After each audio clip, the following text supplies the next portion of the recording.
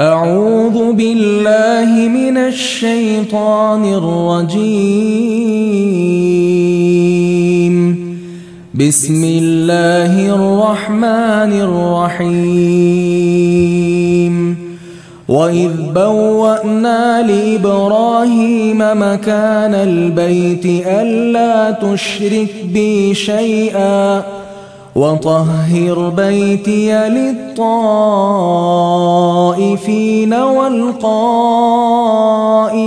والركع السجود. وأذن في الناس بالحج يأتوك رجالا وعلى كل ضامر يأتين من كل فج عميق ليشهدوا منافع لهم ويذكروا اسم الله في أيام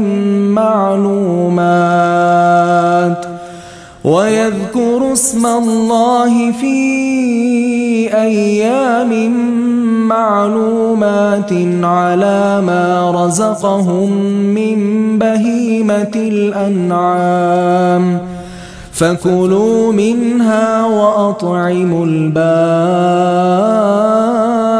الفقير ثم ليقضوا تفثهم وليوفوا نذورهم وليطوفوا بالبيت العتيق. ذلك ومن يعظم حرمات الله فهو خير له عند ربه. وأحلت لكم الأنعام إلا ما يتلى عليكم فاجتنبوا الرجس من الأوثان واجتنبوا قول الزور حنفاء لله غير مشركين به ومن يشرك بالله فكأنما خر من السماء فتخطفه الطير أو تهوي به الريح في مكان سحيق. ذلك ومن يعظم شعائر الله فإنها من تقوى القلوب. لكم فيها منافع إلى أجل مسمى ثم محلها إلى البيت العتيق. ولكل أمة جعلنا منسكا ليذكروا اسم الله على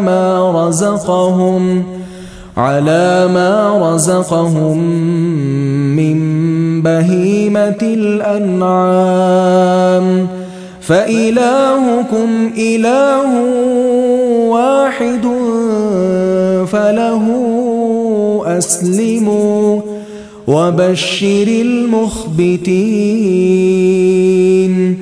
الذين إذا ذكر الله وجلت قلوبهم والصابرين على ما أصابهم والمقيم الصلاة ومما رزقناهم ينفقون.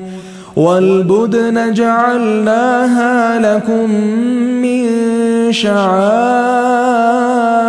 الله لكم فيها خير فاذكروا اسم الله عليها صواف. فإذا وجبت جنوبها فكلوا منها وأطعموا القانع والمعتر